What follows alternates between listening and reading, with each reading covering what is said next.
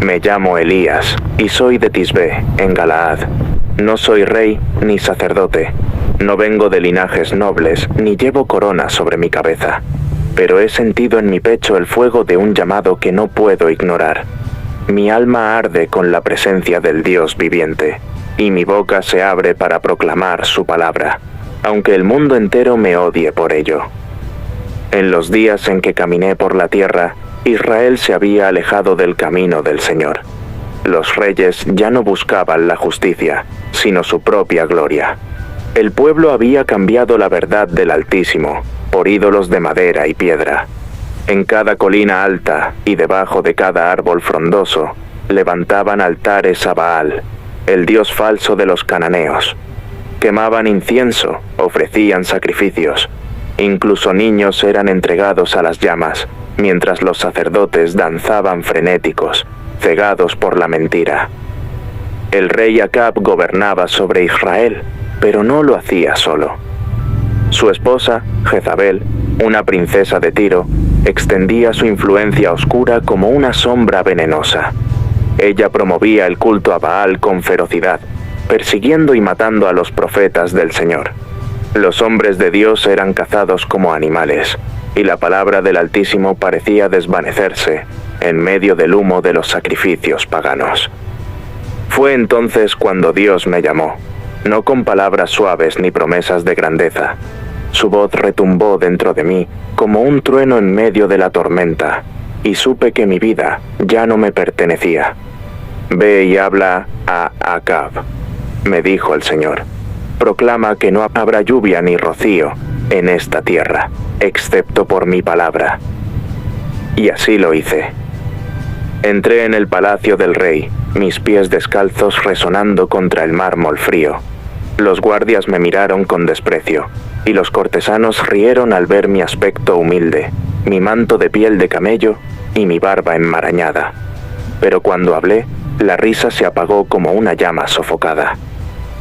Vive el Señor, Dios de Israel, en cuya presencia estoy, que no habrá lluvia ni rocío en estos años, sino por mi palabra. Proclamé, con la certeza de que cada palabra venía directamente del cielo. El silencio cayó sobre la sala del trono como un sudario. Acab me miró con furia, pero antes de que pudiera ordenar mi arresto, el Espíritu del Señor me guió lejos de allí. Sabía que mi misión no había hecho más que comenzar. La sequía estaba en camino, y con ella, la prueba de que solo el Dios verdadero tiene poder sobre los cielos y la tierra. Corrí lejos del palacio de Acab, con el viento azotando mi rostro y la certeza de que el rey me buscaría para matarme. Pero no temía. ¿Cómo temer cuando el Dios del universo me sostenía con su mano invisible? Me dirigí hacia el este, siguiendo la voz del Señor que resonaba en mi interior, guiándome hacia el arroyo de Querit, que fluía hacia el Jordán. Allí, en ese rincón solitario, la tierra comenzó a agrietarse bajo el peso de la sequía que había proclamado. Los campos se marchitaban, los animales caían exhaustos, y los ríos menguaban hasta convertirse en hilos de agua fangosa. Pero el Señor me cuidaba, bebía del arroyo, y cada mañana y cada atardecer los cuervos descendían del cielo con pan y carne en sus garras. ¡Qué misterio tan grande! Esas aves, consideradas impuras por la ley, se convertían en instrumentos de la provisión divina. Mientras Israel se desmoronaba bajo la ira de Dios, yo me alimentaba con el sustento que venía directamente de su mano. Cada bocado era un recordatorio de que Él nunca abandona a los que le son fieles, aunque todo a su alrededor se caiga a pedazos. Los días se convirtieron en semanas, y las semanas en meses. Observaba el cielo sin nubes, el sol abrasador que castigaba la tierra sin piedad. Sabía que cada jornada sin lluvia era una advertencia para Israel. El Dios que da la vida también puede retirarla. Sin embargo, la fuente que me sustentaba comenzó a secarse. El arroyo, que antes corría con fuerza, se redujo a un charco hasta que no quedó ni una gota de agua. Miré el cauce vacío con los labios agrietados por la sed, pero mi fe no se quebrantó. Si Dios había cerrado los cielos, también abriría otro camino para mí.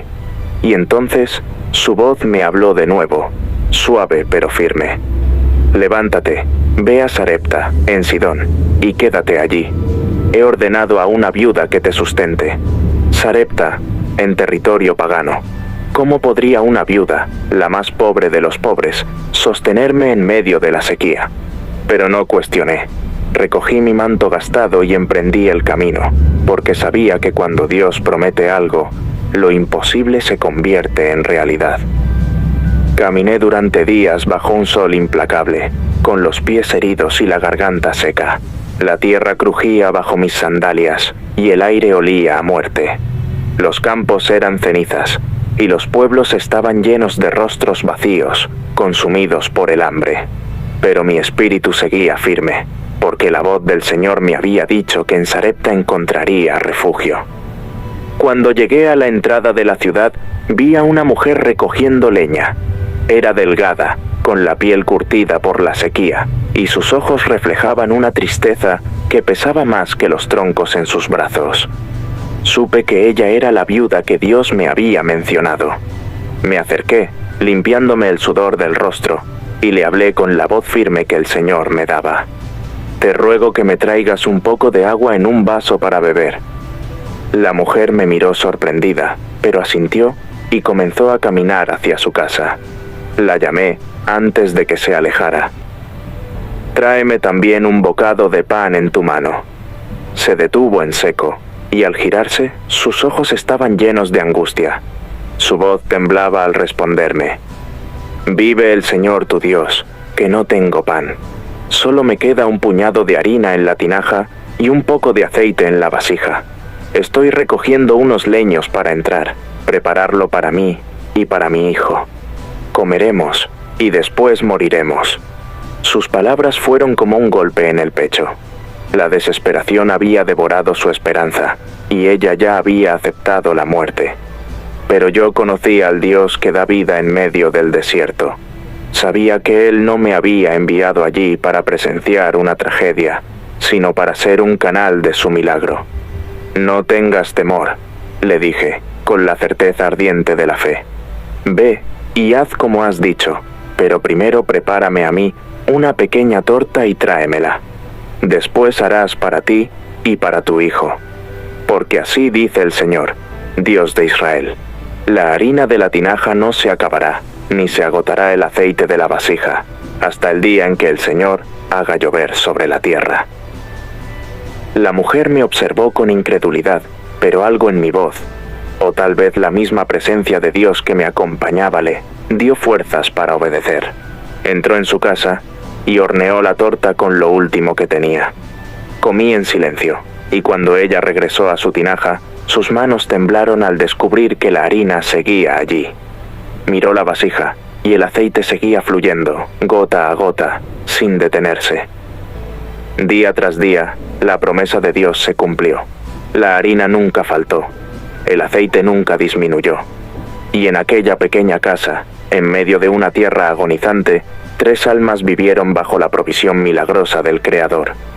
Pero la fe de la viuda estaba a punto de ser probada, porque la sequía no era la única oscuridad que acechaba. Los días se convirtieron en semanas y las semanas en meses. La viuda, su hijo y yo vivimos bajo el amparo del milagro de Dios. La harina nunca menguaba y el aceite nunca se agotaba. Pero la sombra de la sequía seguía pesando sobre la tierra, y aunque el hambre no tocaba nuestra puerta, la muerte aún merodeaba cerca. Una noche, mientras oraba en la soledad de la azotea, escuché los sollozos de la mujer romper la calma. Bajé apresurado y la encontré con su hijo en brazos, su rostro desfigurado por el llanto. El niño estaba inmóvil, su piel pálida como la ceniza, y sus labios azulados como el cielo en tormenta. «¿Qué tengo yo contigo, varón de Dios?», me gritó, con la voz desgarrada. «¿Has venido a recordarme mis pecados y a matar a mi hijo?». Sus palabras me perforaron el alma, pero no me detuve a justificarme. Sabía que el enemigo aprovecharía cualquier grieta para sembrar dudas, pero también sabía que el Señor tiene poder sobre la vida y la muerte. Extendí mis brazos hacia ella. «Dame a tu hijo». Subí con él a la habitación alta donde dormía, y lo coloqué sobre mi lecho. Las lágrimas me nublaban la vista, y mi corazón latía con fuerza. Me postré sobre el pequeño, y clamé con todo mi ser. Señor, Dios mío, ¿también has traído mal sobre esta viuda que me hospeda, matando a su hijo? Pero no me detuve ahí.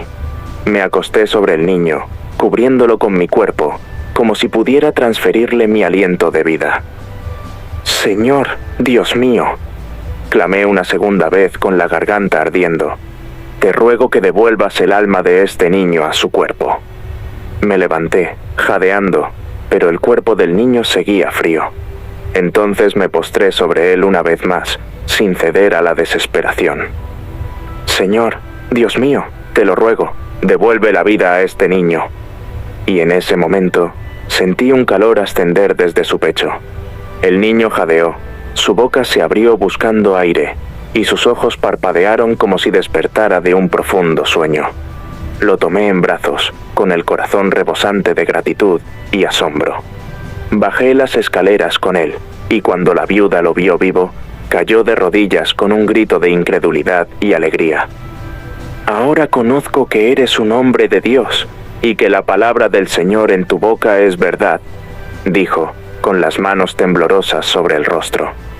Yo no respondí, solo levanté la mirada al cielo, porque sabía que aquella resurrección no era solo para restaurar la fe de una madre, sino para recordarle a todo Israel que solo Yahvé es el Señor de la vida.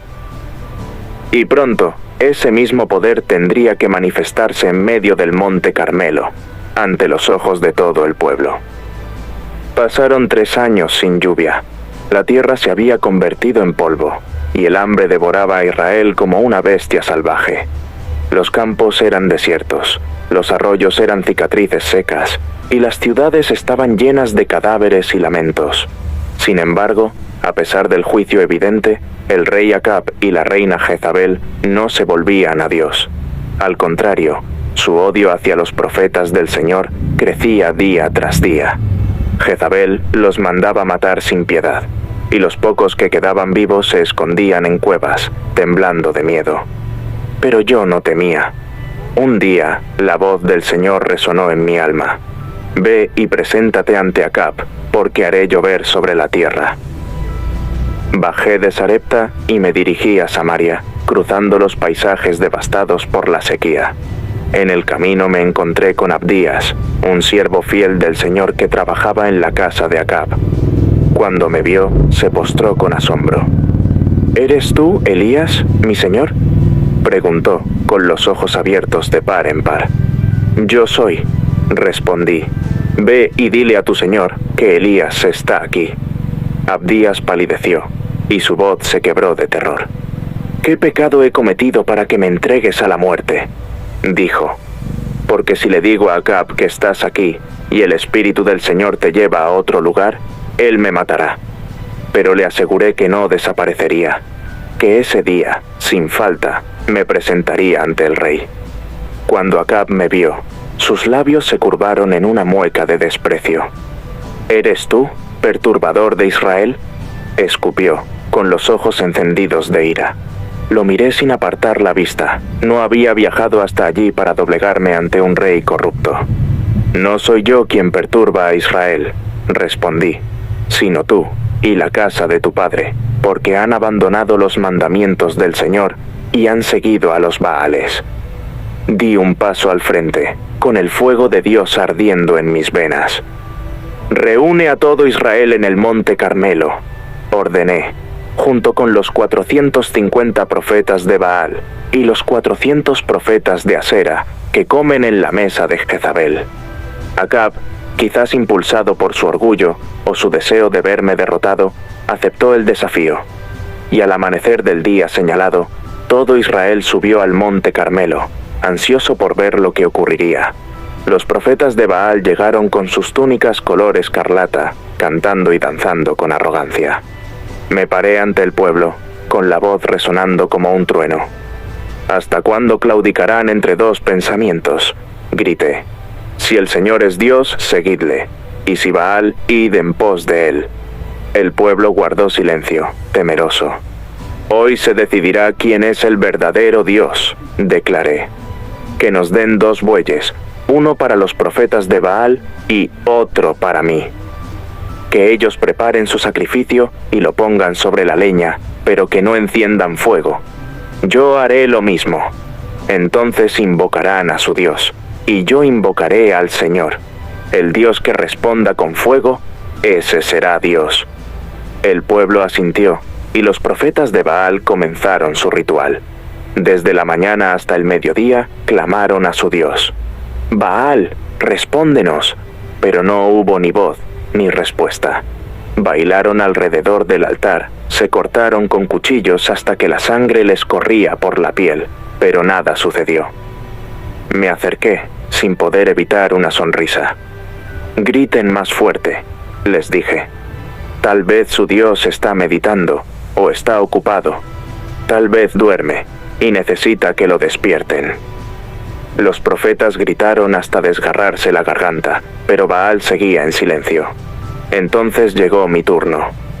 Reconstruí el altar del Señor, colocando 12 piedras, una por cada tribu de Israel. Cavé una zanja alrededor del altar y puse la leña y el sacrificio encima. Pero no me detuve ahí. Pedí que llenaran 4 cántaros de agua y los derramaran sobre el holocausto. Lo hicieron 3 veces, hasta que todo estaba empapado y la zanja se llenó de agua. Levanté mis manos hacia el cielo y oré. Señor, Dios de Abraham, de Isaac y de Israel, que hoy se sepa que tú eres Dios en Israel, y que yo soy tu siervo, y que por tu mandato he hecho todas estas cosas. Respóndeme, Señor, respóndeme, para que este pueblo sepa que tú, oh Señor, eres Dios, y que has hecho volver su corazón a ti. Y en ese instante el cielo se partió. Descendió fuego del Señor con la furia de 1000 tormentas. Consumió el holocausto, la leña, las piedras, el polvo, e incluso lamió el agua de la zanja. Todo fue arrasado por las llamas divinas, y la gloria de Dios se manifestó con tal fuerza que el pueblo entero cayó rostro en tierra. «El Señor es Dios», clamaban. «El Señor es Dios». Los profetas de Baal fueron capturados y ejecutados en el arroyo de Cisón, y el pueblo de Israel vio con sus propios ojos que no hay otro Dios fuera del Señor. Pero la obra no había terminado, porque mientras los cuerpos de los falsos profetas eran arrastrados por la corriente, el cielo, que había permanecido cerrado por 3 años, comenzaba a oscurecerse con nubes pesadas de lluvia. La misericordia de Dios estaba a punto de derramarse sobre la tierra seca. El eco de los gritos del pueblo aún resonaba en el monte Carmelo cuando sentí que algo cambiaba en el aire. La tierra seguía seca, agrietada como una herida abierta, pero el viento había cambiado. El olor a cenizas fue reemplazado por un aroma fresco, casi olvidado. El anuncio de la lluvia. Me volví hacia Acab, que observaba la escena con los ojos desorbitados. Su orgullo había sido destrozado junto con los altares de Baal, pero su alma seguía encadenada a la maldad de Jezabel. «Sube, come y bebe», le dije con voz firme, «porque se oye un estruendo de lluvia». Acab, sin palabras, descendió del monte para saciar su hambre, pero yo no me detuve.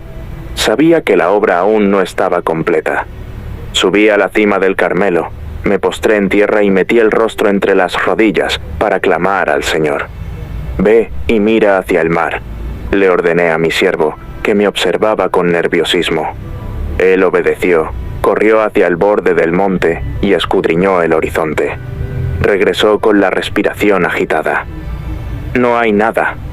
No me inmuté. Seguí orando, suplicando al Dios que había enviado fuego para que ahora enviara la lluvia. «Vuelve a mirar».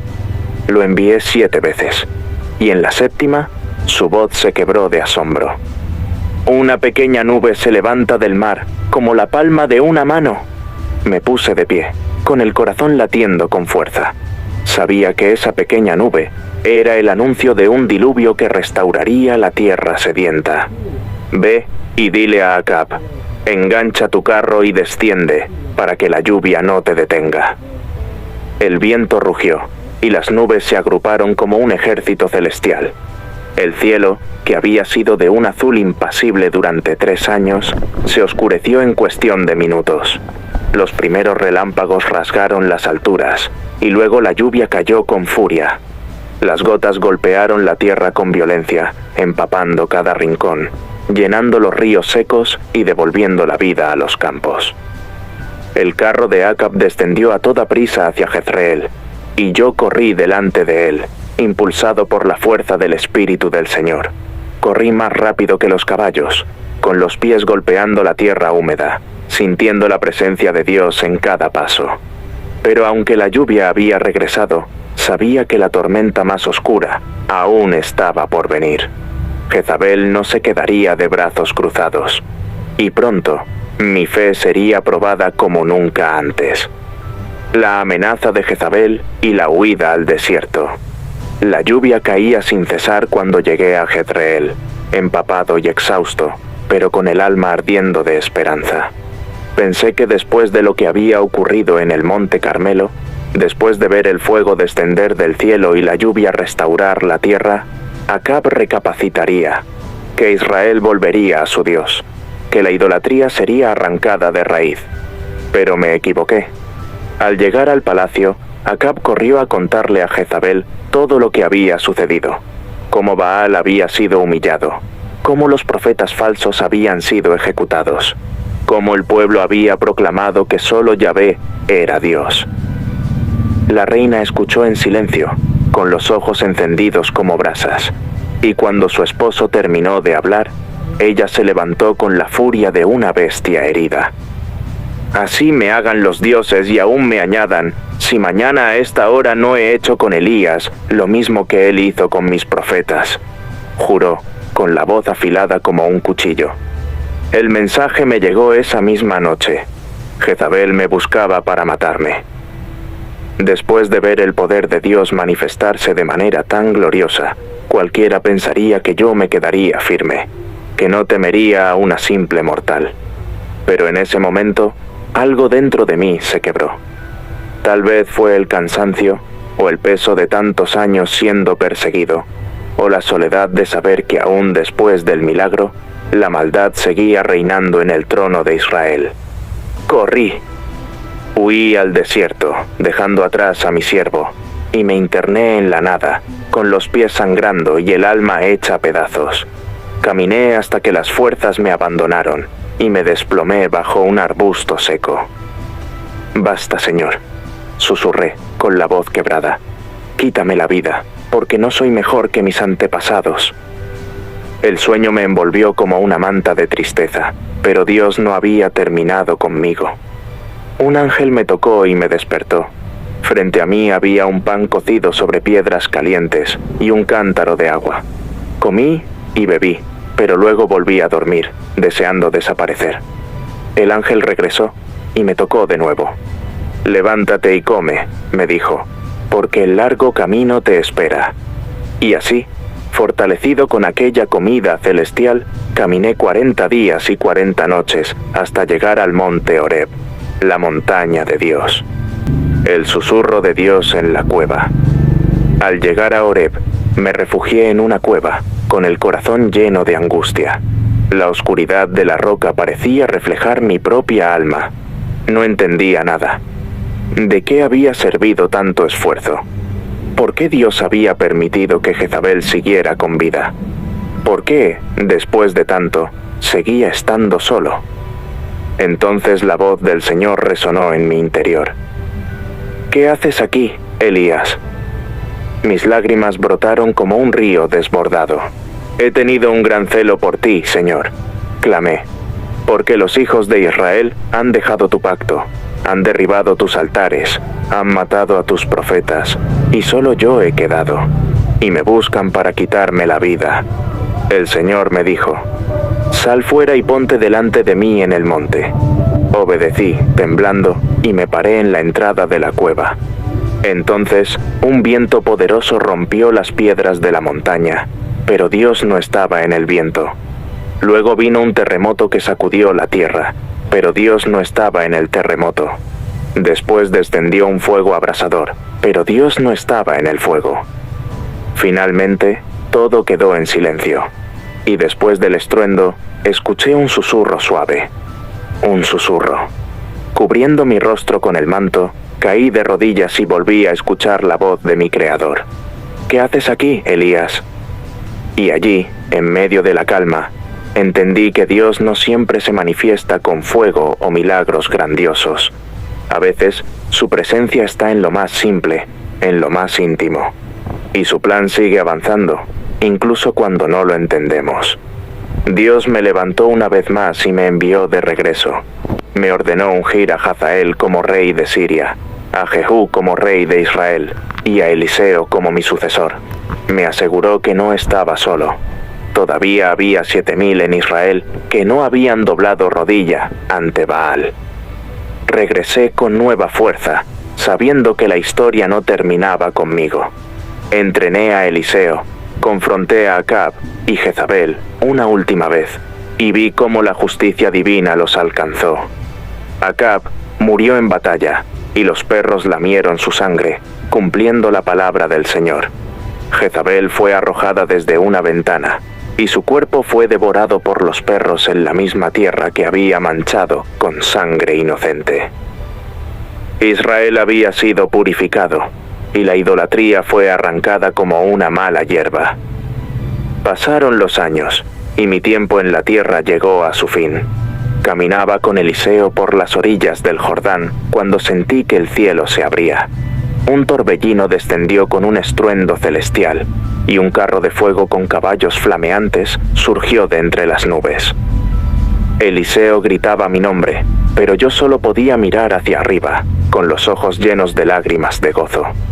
Dios no me dejó probar la muerte. Me arrebató en aquel carro de gloria y ascendí a los cielos, envuelto en luz. Mientras la tierra se hacía pequeña bajo mis pies, entendí que mi historia no era solo mía. Era la historia de la fidelidad de un Dios que nunca abandona a su pueblo. Un Dios que responde con fuego, pero también con un susurro. Un Dios que nunca deja de luchar por los suyos. Y así ascendí, sabiendo que algún día, mucho tiempo después, otro profeta vendría con el espíritu de Elías. Un profeta que prepararía el camino para el Mesías. Porque la historia de Dios no tiene fin, y su gloria nunca se apaga.